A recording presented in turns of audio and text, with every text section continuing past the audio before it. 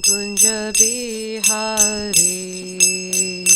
Jaya Yamuna Tiravana Chari Jaya Kunja Bihari Jaya Kunja Bihari Jaya Yamuna Tiravana Chari Jaya Kunja Bihari Jaya Kunja Bihari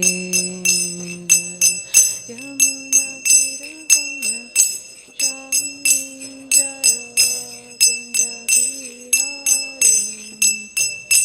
Jaya Kunja Bihari Jai Radha Madhava Jaya Kunja Bihari Jaya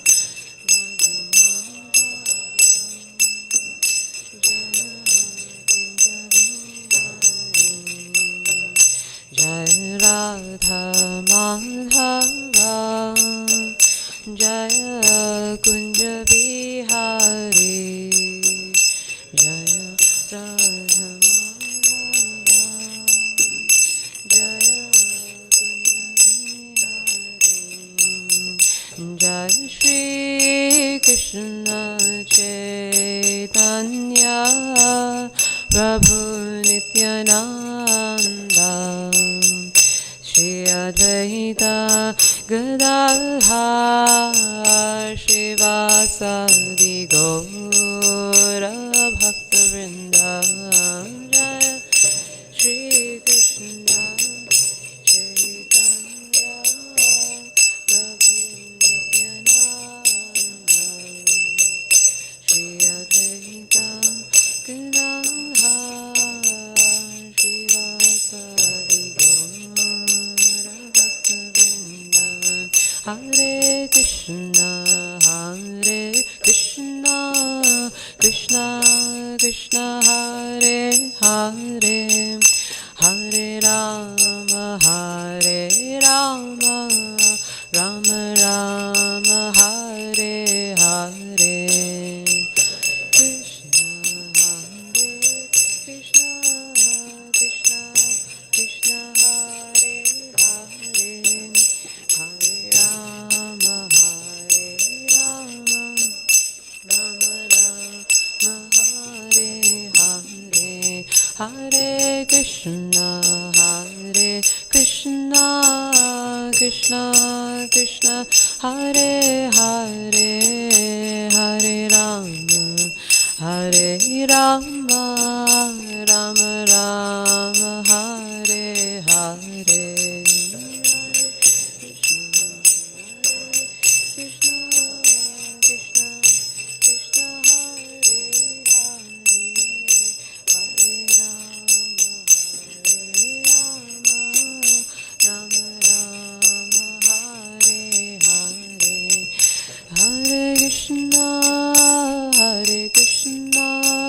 Krishna Krishna Hare Hare Hare Rama Rama Rama Hare Hare Hare Krishna Krishna Krishna Hare Hare Hare Rama Rama Rama Hare Hare Hare Krishna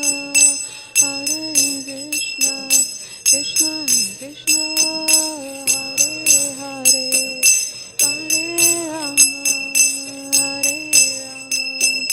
Rama Rama Hare Hare Krishna Krishna Krishna Hare Hare Hare Rama Rama Hare Hare Hare Krishna Krishna Krishna Hare Hare Hare Rama Rama Jai Jai Prabhupada Jai Jai Prabhupada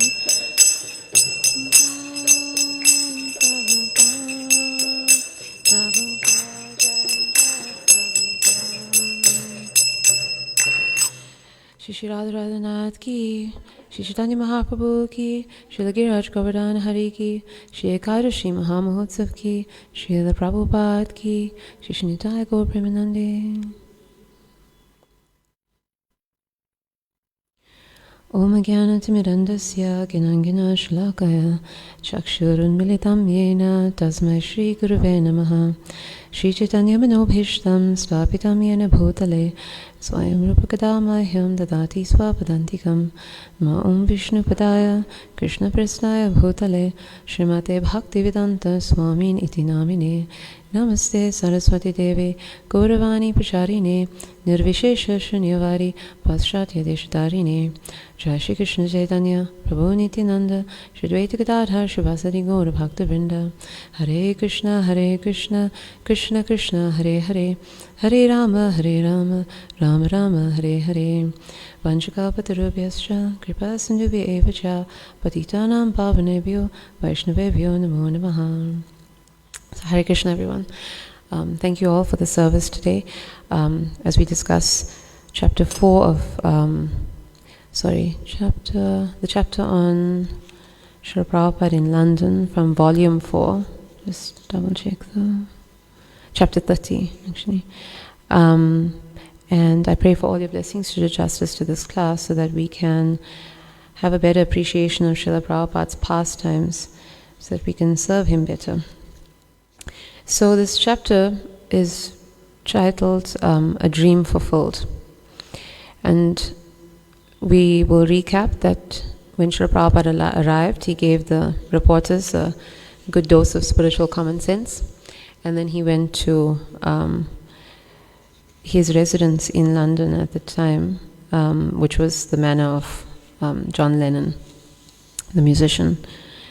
So for many people, arriving in such a way, basically, in so much style, such a big reception, and arriving at the home of somebody so prestigious to stay in, that would actually be the dream fulfilled. Right? That's probably everybody's dream. And we may sometimes think, even in spiritual life, that we sort of need that kind of material support for whatever we're doing for Krishna.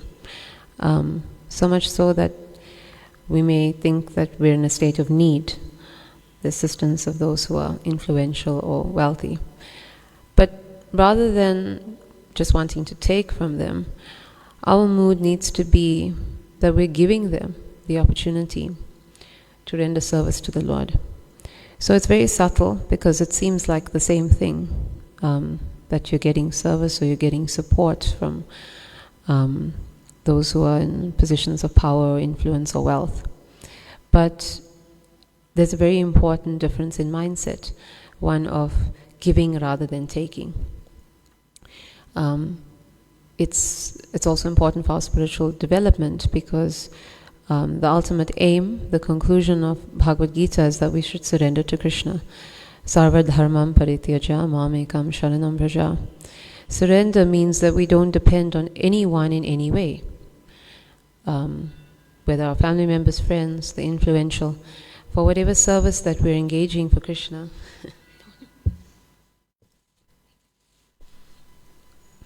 For whatever service we're engaging in for Krishna, we depend on Him solely for whatever He wants to supply for that service. That is complete surrender. Surrender in all ways. So, with that in mind, we become truly situated in an attitude of abundance. That's the attitude of abundance, knowing that everything is available for our services to Krishna and that He will decide by His supreme discretion what it is we exactly need, and that we'll always get it when we need it. Right? When we're situated in that complete surrender to the Lord, then we want to engage everybody in His service out of that need to share or to give to them, not to take something from them, not to be dependent on them. We're situated in a more benevolent mood, a mood of love and compassion in sharing the Lord's service, versus a mood of need, sometimes even a little desperation, when we approach others for help. So Srila Prabhupada has come to London in that same mood, to give rather than take. This is something he has made very clear. He speaks very strongly in all his writings against those gurus, leaders, who basically set out to find a rich benefactor who will facilitate their spiritual activities. Right? And for those people, he says, it's actually a fall down from their position of renunciation to depend on someone materially. So it may seem a little ironic here. Srila Prabhupada is sitting in John Lennon's mansion, probably one of the most famous people in the world at the time, but he's not depending on John for anything. He's coming there to give John and George and everyone else that he is meeting, without reservation, without distinction, the chance to engage in devotional service, the most precious thing that he is carrying with them, something that has no material value, that cannot be bought or sold. This is Srila Prabhupada's dream fulfilled. So we'll start reading. When George, John and Yoko dropped by after Prabhupada's lunch, Shyamasundar invited them to come up and meet Prabhupada. George turned to John and said, "Do you want to go up?" The bearded, bespectacled master of Tittenhurst, hair down to his shoulders, assented. Yoko was also curious, so up they all went to Prabhupada's little room. Smiling graciously from behind his desk, Prabhupada asked his guests to enter and be seated. Here were two of the most famous people in England, and Krishna wanted him to speak to them. Prabhupada removed his garland and handed it to Shyamasundar, indicating that he should put it around George's neck. "Thank you," said George. "Hare Krishna." Prabhupada smiled. "This is Krishna's blessing." "Hare Krishna," George replied again. "Yes," Prabhupada said, "there is a verse in Bhagavad Gita, Yad yad acharati shrestas, tat tad evataro janaha, sayat pramanam kurute, lokas tad anuvartate. The idea is that anything which is accepted by the leading persons, ordinary persons follow them. Yad yad acharati shreshtaha. Shreshtaha means leading persons. Acharati means act. Whatever leading persons act, people in general follow them. If the leading person says that it is nice, then it is all right. The others also accept it. So by the grace of God, Krishna, you are leaders. Thousands of young men follow you. They like you.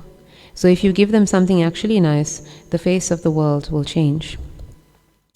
So if you look at the statement, simply it seems that Srila Prabhupada is just acknowledging these musicians as leaders and advising them to lead others in a way that will be most beneficial. But actually, if we consider the first part of Srila Prabhupada's instructions on leadership here, the idea that anything which is accepted by the leading persons, ordinary persons follow, it's actually Prabhupada guiding them to follow a real leader like himself.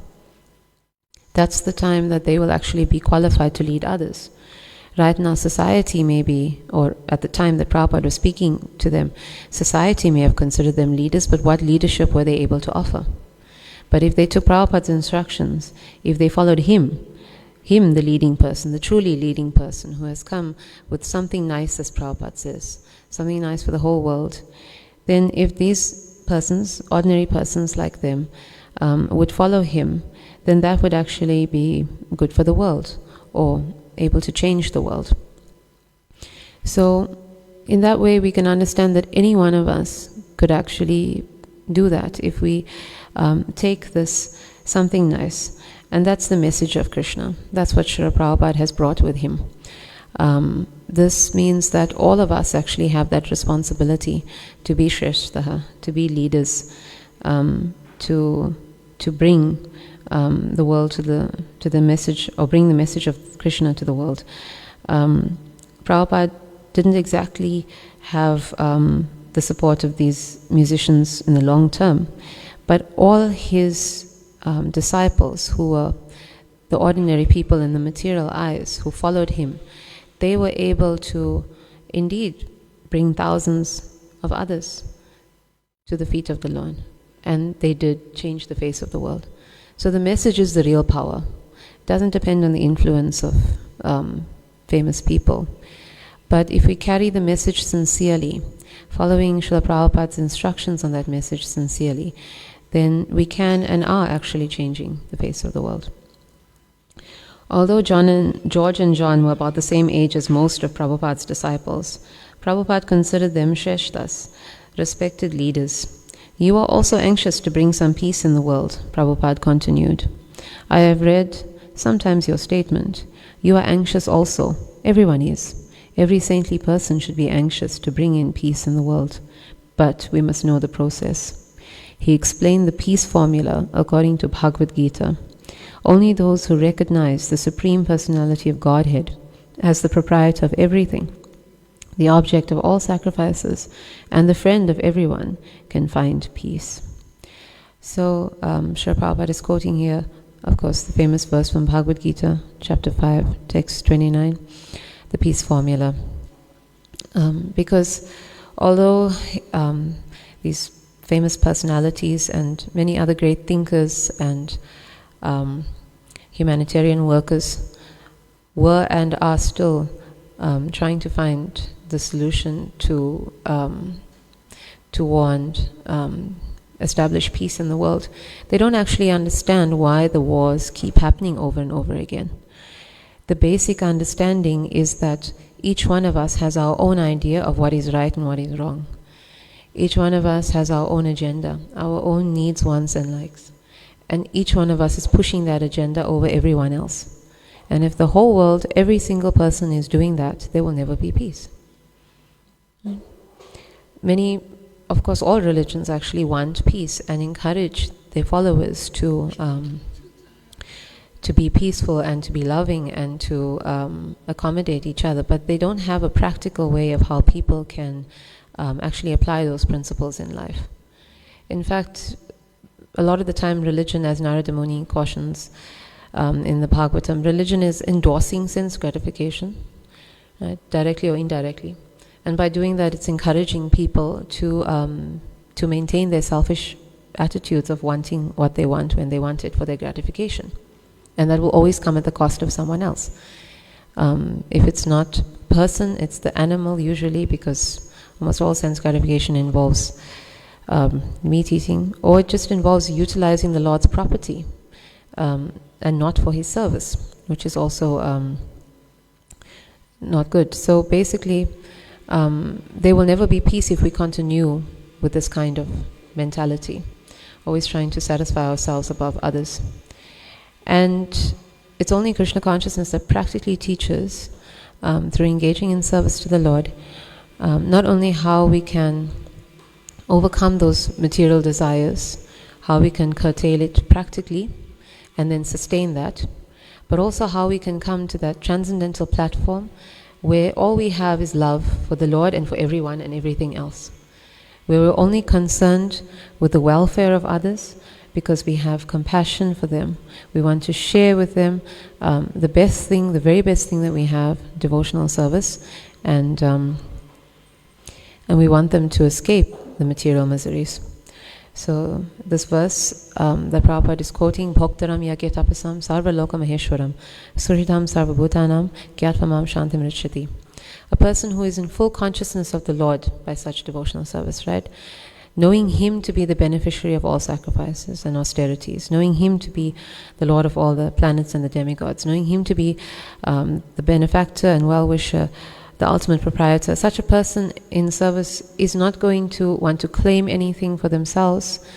It's actually that desire for material things that causes the miseries, either because what we get is not what we wanted, or it doesn't last, or we don't get it, there's obstacles. This is the real source of miseries. If we're free from that idea of chasing after whatever we want, again at the cost of others, that's peace from the pangs of material existence, material miseries, and that's peace for the world. It's a very simple and practical message that Srila Prabhupada is teaching them for a very complicated problem, or a problem that seems very complicated to them. Prabhupada then told the two Beatles even more directly what he had already hinted at. They should learn Krishna consciousness and help teach it to the world. Right? They want peace, they want the best for others, and they are leaders, so they should take to the formula that is given in the Bhagavad Gita and the ancient scriptures, not something that Srila Prabhupada is coming with that is new. At the time there was that idea. This is directly from Bhagavad Gita, Krishna's timeless words that he's quoting to them. I request you to at least understand this philosophy to your best knowledge, he said. If you think it is nice, pick it up. You are also willing to give something to the world, so try this. You have read our books, this Bhagavad Gita as it is. John, I've read bits of the Bhagavad Gita. I don't know which version it was. There's so many different translations. Prabhupada, there are different translations. Therefore, I have given this edition, Bhagavad Gita, as it is. So, this is the common problem, that there's so many versions of Bhagavad Gita available. Of course, it's essential that Bhagavad Gita is widely available because it's the knowledge for this age. Krishna has summarized the teachings of the Vedas and brings us in the Vedas to devotional service, which is the activity for salvation. And it should be widely available, but the problem is the way it's available. All these different versions that are not faithful to the Lord's meaning. And the problem with the common person, like John, is that they think that it's like reading any other book. If you find a version that you like, then you can read it, and that's it. As much as making spiritual benefit from it, they don't actually have that understanding. In fact, it's particularly because even at that time and now, the idea of what is spiritual is not clear. Spiritual these days means anything that's alternative, anything that's esoteric, anything that's a bit different from mainstream beliefs or mainstream religion, whether that's tarot cards or seances or even yoga exercises, yoga postures. So we may find this a bit interesting. Yoga is not spiritual. Well, Srila Prabhupada says in the purport of Bhagavad Gita chapter 6, text 3, that it's not. Actually, just the asanas, with the postures, without that connection to Krishna, it's fruitive activities. Anything without the connection to Krishna is material. It's actually that connection to Krishna that makes it spiritual, because Krishna is spiritual. The definition of what is spiritual is what is opposite to material, what is eternal, full of knowledge and bliss, and that can only happen in connection to Krishna. So anything and everything else just doesn't actually make the grade for being spiritual activities. But even from that statement we have to step back, because people don't even usually acknowledge a God when they take to spirituality, because they're looking for something alternate to religion. For whatever reason that they've stepped away from mainstream religion, they may not even believe in the concept of God. Shri Shri Radha Radhanath ki, Shri Chaitanya Mahaprabhu ki, Srila Giraj Govardhan Hare ki, Srila Prabhupada ki. So they may even be searching for something other than God, and what is a very popular point is trying to find the God within. Right? That's basically when they tread into the impersonal territory, because this is actually the idea with impersonalism. That we become self-realized and then we basically become God. And this is what they think is the ideal in spiritual life. So if we don't connect to Krishna, our activities are not spiritual. And we can't just connect in any way. They are authorized ways. And that's what we have the Bhagavad Gita for. We want to connect with God. So the Bhagavad Gita is God telling us about Himself. We don't know about Him. And He tells us about the authorized ways that we can connect with Him. Even yoga is described in the Bhagavad Gita. This is true. But yoga has become distorted over time because the people who are presenting yoga were not presenting it according to the original purpose, to connect with Krishna, according to the original descriptions, as Krishna wants us to follow it, for the purpose of developing love for Krishna. As long as it's coming through an unauthorized channel, in an unauthorized way, for an unauthorized purpose, it is material. And this is what has distorted the meaning of the Bhagavad Gita as well.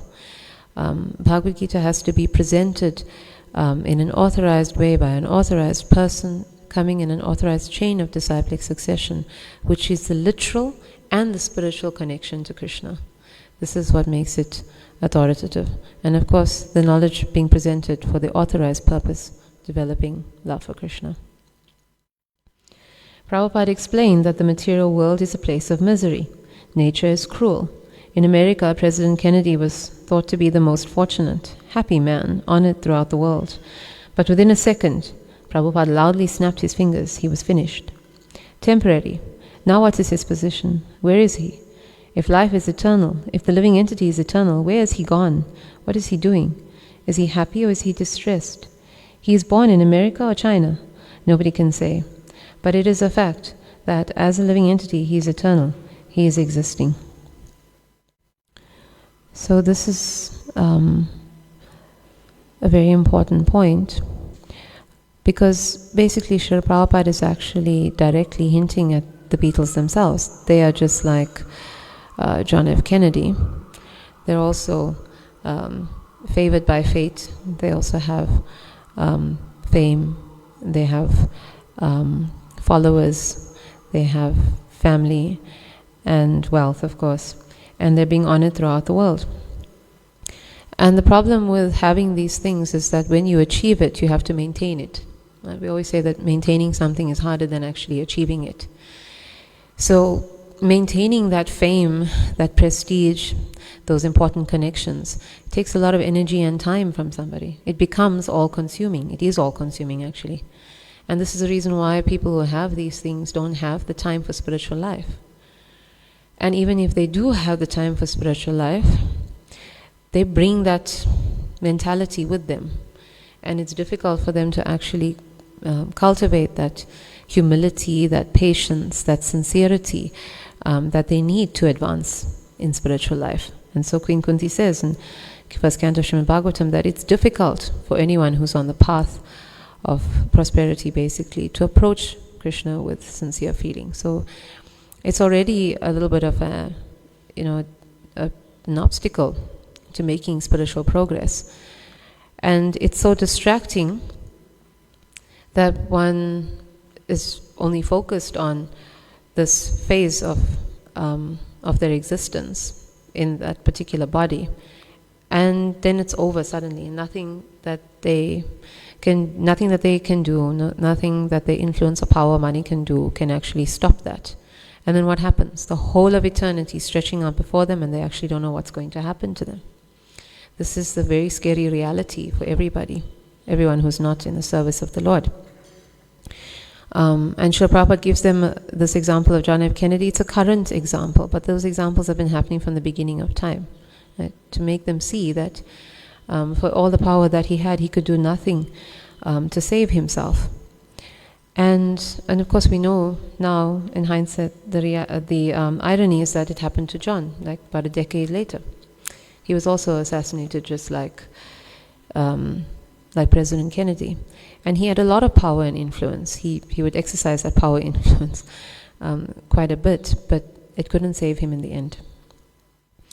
When his time was up, everything was finished, as Srila Prabhupada said. Prabhupada explained the transmigration of the soul. Then again he requested, try to understand it, and if it is nice, you take it up. You are after something very nice. Is my proposal unreasonable? The two beetles glanced at one another, but didn't answer. Prabhupada gave a soft, amused laugh. You are all intelligent boys. Try to understand it. So Srila Prabhupada is speaking the basics of the Bhagavad Gita, the knowledge of the body and the soul. They've read the Bhagavad Gita, so of course this should be something that they're familiar with. But we can see that they still have doubts, right? From the way they looked at each other, from the way they didn't eagerly jump up to accept Srila Prabhupada's instructions. And this is simply because of the association of the spiritual circles that they were in. They were mostly associating with impersonalists. Right? It's again a hint to association. Association can be contaminating when it's bad association for spiritual life. It's confused them as to what spiritual life actually means. Later on we'll read, John says that they're looking for who's got the best. But by whose standard is that best? Mostly when we're all situated at different levels of understanding, because we're all sitting at different places in the modes of nature, we can't decide what's best for us. Srila Prabhupada explains in the beginning of Bhagavad Gita that that's why we have different levels of spiritual understanding, the different students on the spiritual path according to what they can grasp. And the preliminary student, the student with the most basic knowledge, is the one who only sees God in an impersonal way. Right? The kind of people that that the Beatles in particular at the time were associating with. Further than that, a more advanced student, but still an intermediate level, is a student that sees God with a form. And that form could be like those who see God as the universe, or having a universal form, those that see God within the heart, the actual yogis. But still there's no realization of the personality of God. So it's progression, but still there's no realization. And when one comes to the final or the highest stage, when one is actually able to realize God's effulgence, His form and His personality, and therefore realize Him as the Supreme Personality of Godhead, Bhagavan, this is the ultimate in spiritual understanding.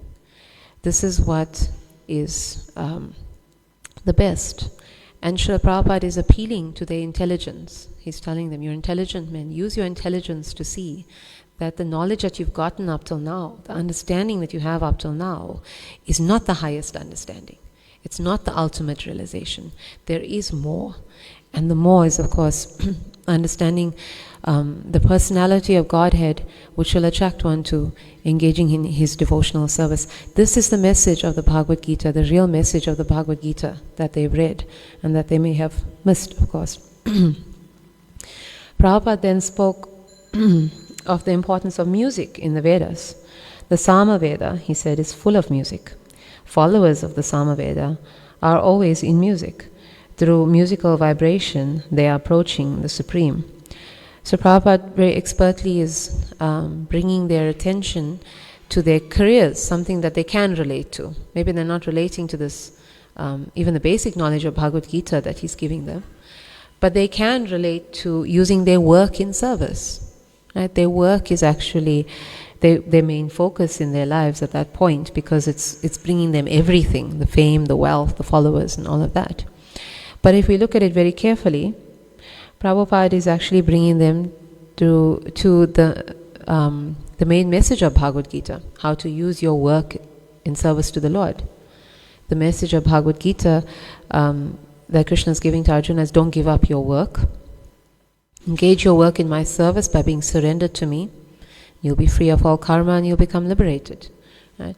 So Srila Prabhupada is guiding them in that way, that this is actually a practical way to apply the teachings of the Vedas, of course, which is summarized in the Bhagavad Gita, in a way that doesn't have to confuse them. They don't have to be thinking about this so hard and wondering, what exactly the meaning is. They don't have to be sifting through.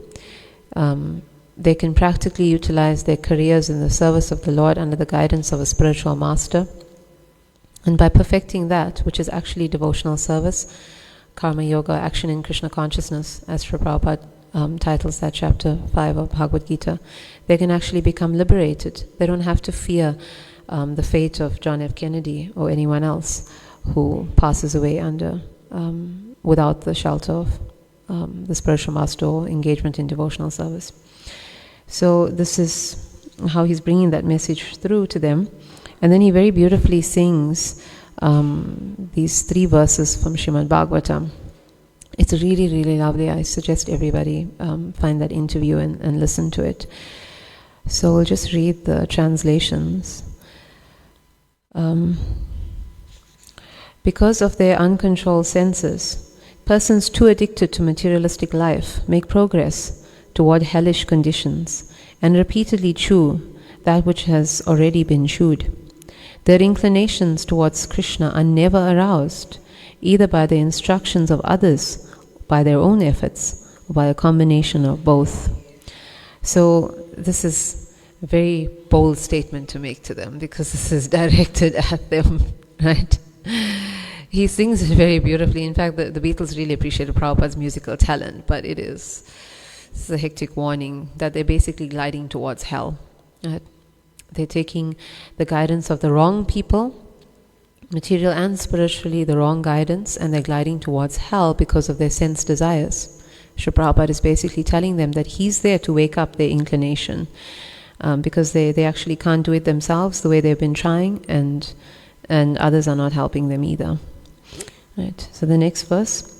Persons who are strongly entrapped by the consciousness of enjoying material life, and who have therefore accepted as their leader or guru a similar blind man attached to external sense objects, cannot understand that the goal of life is to return back home, back to Godhead, and engage in the service of Lord Vishnu. As blind men guided by another blind man miss the right path and fall into a ditch, materially attached men led by another materially attached man are bound by the ropes of fruitive labor, which are made of very strong cords, and they continue again and again in materialistic life, suffering the threefold miseries.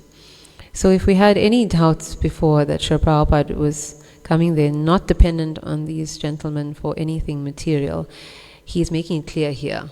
Because if you're dependent on someone, you'd be flattering them. He's not flattering them.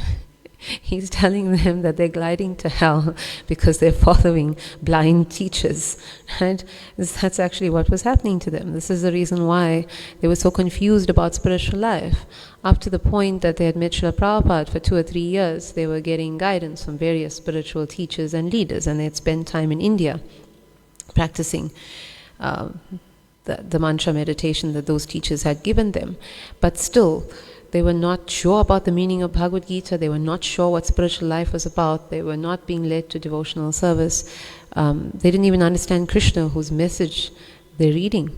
Okay, they were continuing blindly in the path of material enjoyment, and that is going to lead them to hell. The next verse.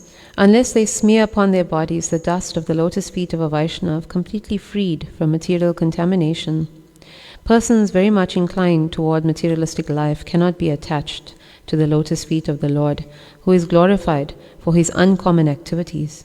Only by becoming Krishna conscious and taking shelter at the lotus feet of the Lord in this way can one become freed from material contamination.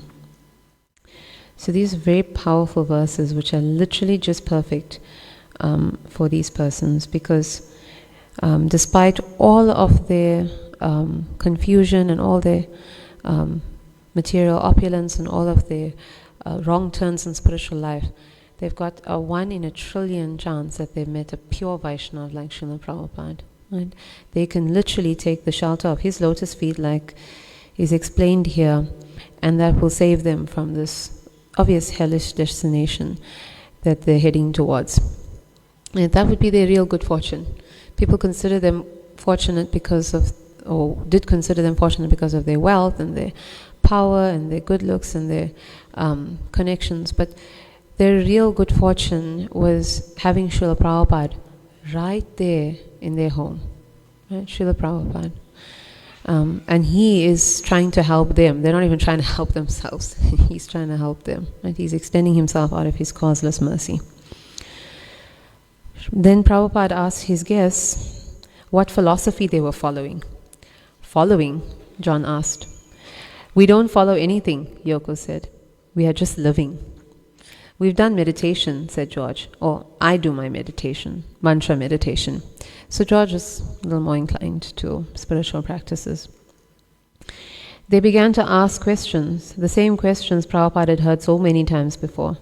After hearing Prabhupada's explanation of Brahman, the all-pervading spiritual energy of the Supreme Personality of Godhead, Yoko doubted whether Brahman could remain pure and not deteriorate in time. Now obviously she's speaking from a material perspective, where we see everything deteriorates in time. She doesn't have a spiritual understanding because she hasn't been getting spiritual guidance and she's not engaged in spiritual activities. Right? Krishna says, to those who are devoted to constantly serving me with love, I give the understanding by which they come to me. So if she's getting guidance from a spiritual teacher and she's engaging in that constant devotional service, the Lord will reveal these things to her. And without doing that, she can't expect that knowledge to just happen or just be realized. So Prabhupada advised that she would have to become a serious student before she could actually understand spiritual philosophy. It's not that cheap, you can't just get it. You need to actually earn it, you could say. John and Yoko, being devoted eclectics, had difficulty accepting Prabhupada's concept of Vedic authority. So they were eclectic. They were taking a bit from here and taking a bit from there, basically everything or anything that suited them. John, we still have to keep sifting through like through sand to see who's got the best. Okay? Like we said before, the best for them is what will suit them. They don't actually understand what it is they're trying to suit, what mode of nature, what level of spiritual understanding. They don't actually want the best spiritual path necessarily. What's best for them is their concern. But Prabhupada takes it in that at least positive light, that they're looking for the best spiritual path. Right? So he answers that. No. One thing you try to understand, why these people, if Krishna is not the supreme authority, why they are taking Krishna's book and translating. Why don't you try to understand? So this is a very important point. Basically, it means that Krishna is everyone's authority because everyone is quoting Krishna's book. Everyone's depending on the Bhagavad Gita to be the foundation, the philosophical basis of their understanding. Right? Krishna's words have been so for countless of years in India.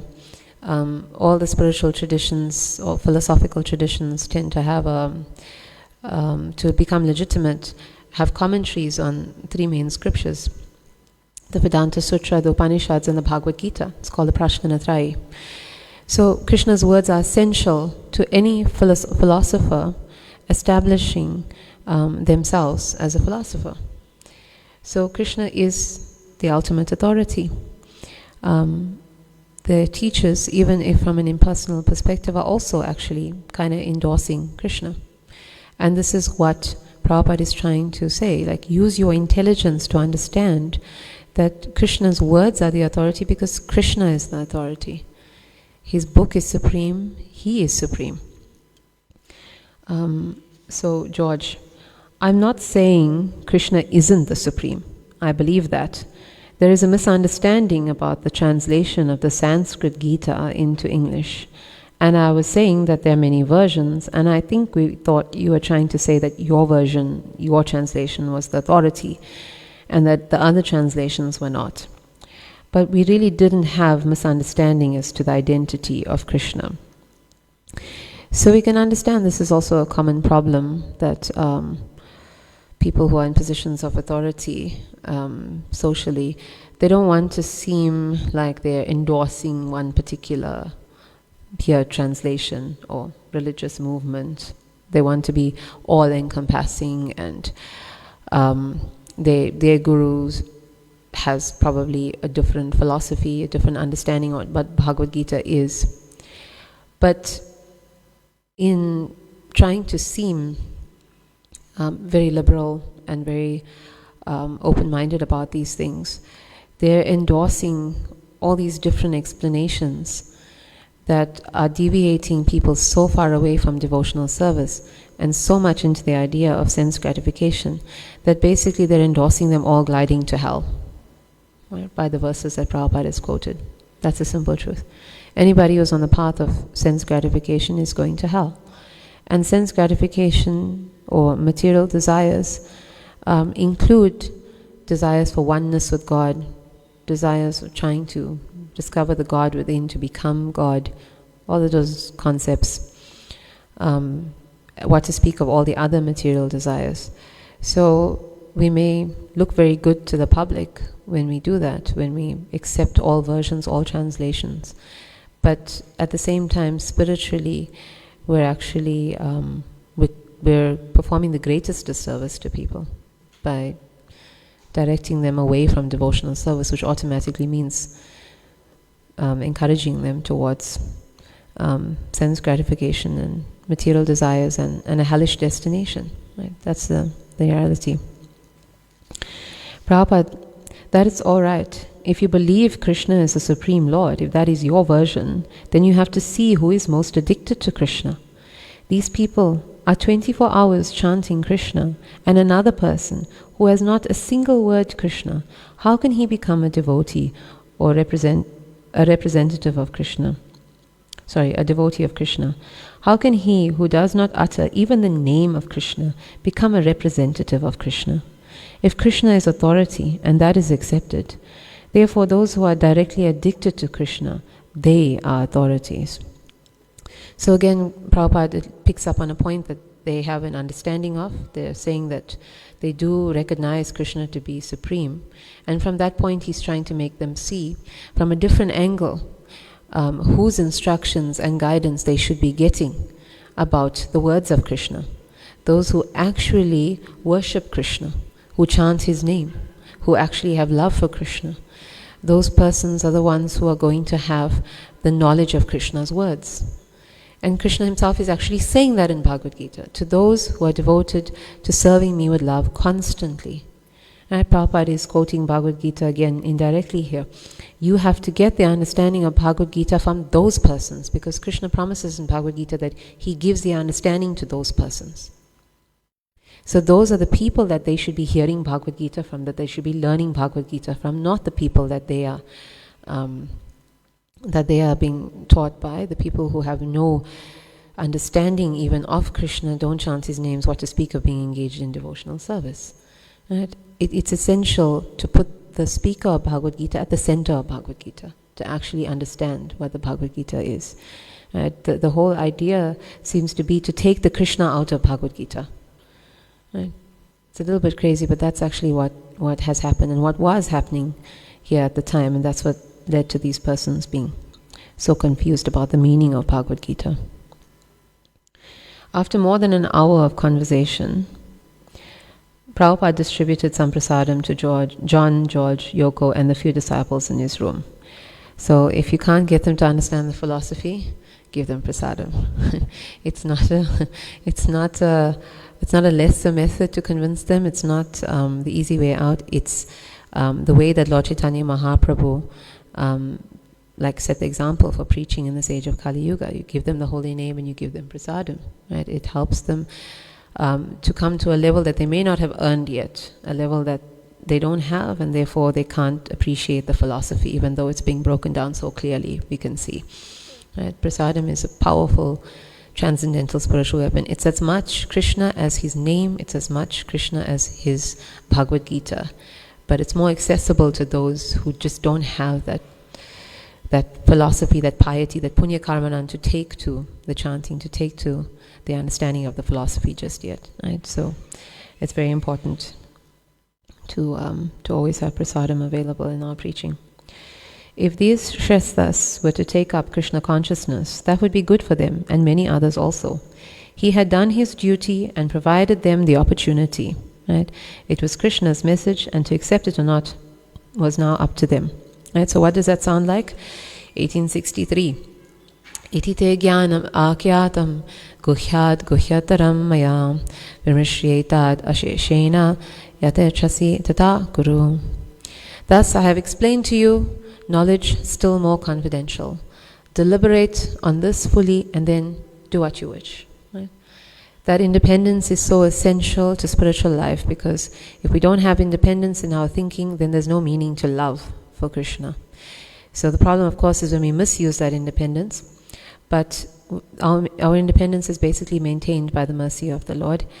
And then he gives us the guidance on how we can use that independence. John said that he had something to do and he excused himself. As everyone was leaving, Yoko, walking down the stairs, turned to John and said, "Look at how simply he's living. Could you live like that?" So the simple living made the impression on her, but it was also the higher thinking that went along with it. The simple living, of course, facilitates the higher thinking. Like we said earlier, if you're not so obsessed or absorbed in your material things or maintaining it or having it, then you have the energy, the time, the effort for spiritual life. Lord Chaitanya advised that we keep our lives simple so that we can actually facilitate our spiritual activities, our service for the Lord. And Srila Prabhupada, he could have seemed very, very proud, right? That he was in such a prestigious position, he had so many followers, he was achieving something. But that his simplicity came through to her is a very powerful point to end with, because see, she wasn't particularly very spiritually inclined and she didn't seem very favorable, but that she could still perceive Srila Prabhupada's simplicity despite everything that he was achieving. It's a very powerful point that shows that nothing had changed him, that he was indeed there not to take anything, but to give. Okay, so I think we'll stop here. Srila Prabhupada ki. Are there any questions or comments or anything to correct?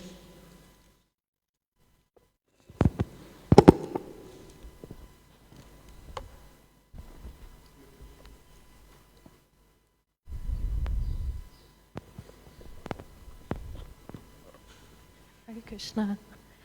I had a question. So, where is it now?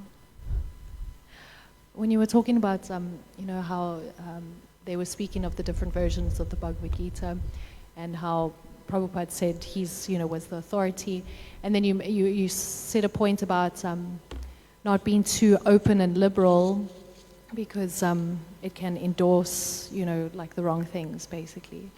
And then it just kind of made me think of maybe certain bridge preaching. Would you say then certain kinds of bridge preaching would be too open and liberal and endorsing, saying all the wrong things? I think that even in the Bhagavatam in the first canto, Srila Prabhupada does advise that we have the obviously through our spiritual practices, eventually have to develop the discretion to know how to present the spiritual knowledge to each community, to each generation, to each population that we're preaching to. That responsibility falls on us. It's essential. So when we actually become sincere and steady in our spiritual practices, then we actually develop through the purity of those practices, like our chanting, our reading, our hearing from our authorities. We actually develop that spiritual common sense to know how and when and what to do when it comes to these kind of situations.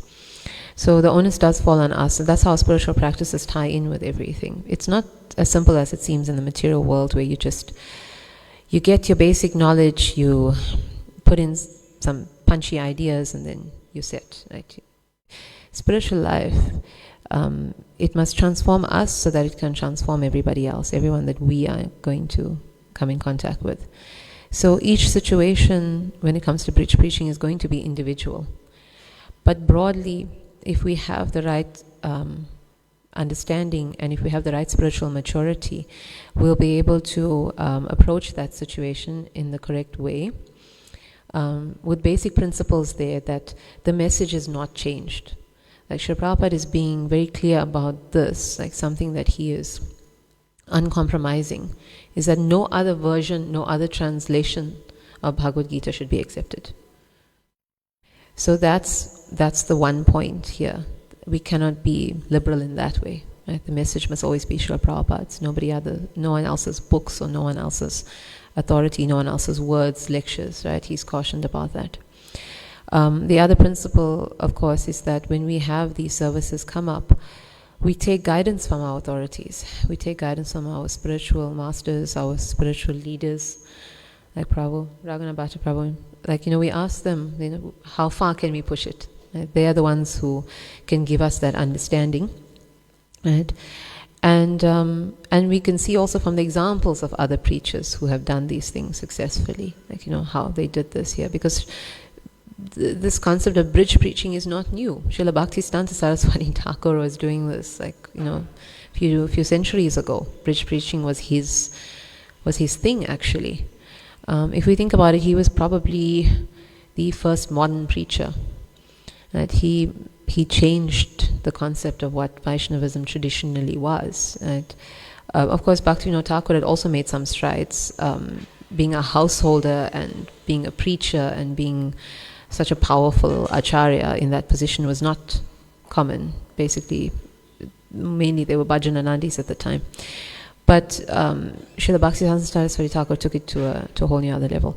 So we follow the example of our acharyas, of our current leaders as well, and what they are doing.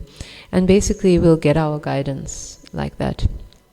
And if we're always keeping the basic elements that Lord Chaitanya wanted us to have in our preaching, that I think could round it off. As long as there's always the chanting, there's always prasadam, right? Along with, again, the essential philosophical points. Such preaching will always be authoritative and successful. Is that okay? Thank you. Thank you. Prabhu, you want to add something on that? Okay. Any other questions or comments? Oh.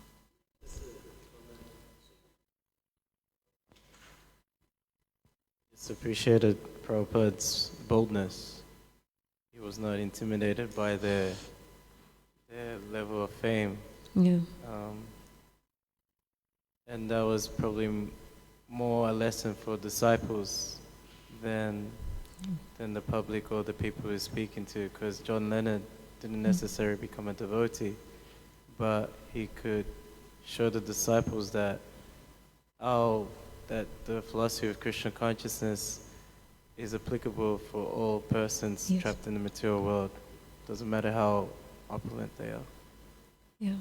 You're right, that is actually very true. It is amazing how bold Srila Prabhupada was. We actually cannot imagine how he sat there and how he actually instructed them so strongly about spiritual life. And yes, we need to actually take guidance from that and how to preach at all different levels of people. Thank you. Any other comments or questions? Okay. Thank you all so much. Srila Prabhupada ki. Jai.